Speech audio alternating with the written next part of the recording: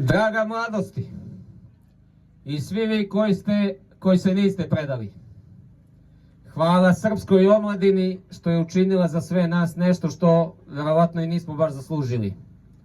Vratila nam je nadu, vratila nam je dostojanstvo, vratila nam je samopoštovanje.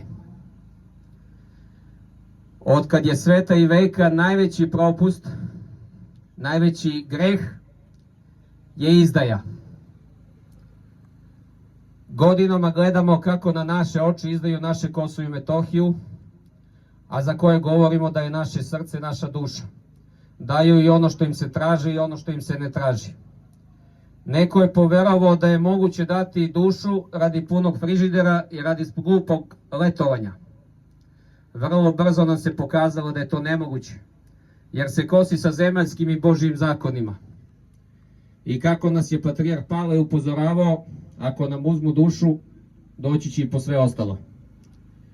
Dolaze po naša polja, po naše šume, po našu vodu, dolaze i po nas same. Odmah nakon što su pomislili da su rešili pitanje Kosova, dobili smo litijum, dobili smo otimanje svih naših resursa i prirodnih bogatstava, basnoslovno nas zadužuju kako bi im i naši unuci bili dužni. Uništavaju nam energetiku, ne mogu da razlikuju ugalj od kamena, merkaju naše hidroelektrane.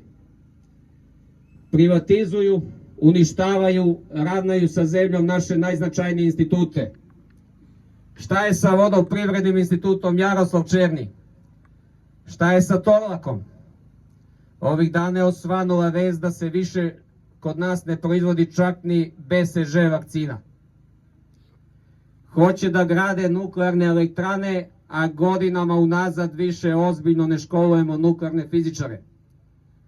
Ali ako se logički razmisli, za gradnju nuklearnih elektrana možda su i potrebni nuklearni fizičari, ali za odlaganje nuklearnog otpada možda i ne. Najavljuju izmene zakona o visokom obrazovanju. Žele da dovedu strane univerzitete bez ikakve akreditacije.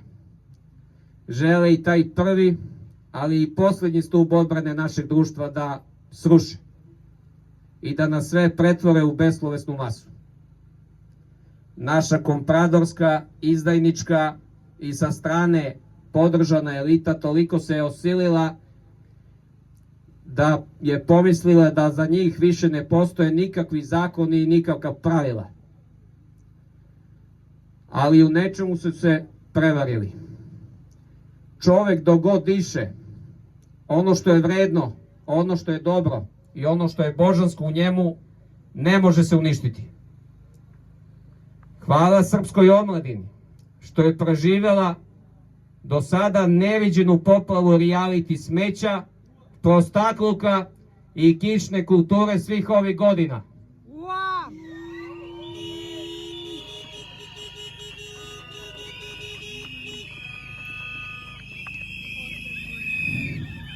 Hvala što ste hrabri, hvala što ste patriote i hvala što se borite za svoju zemlju. Bravo!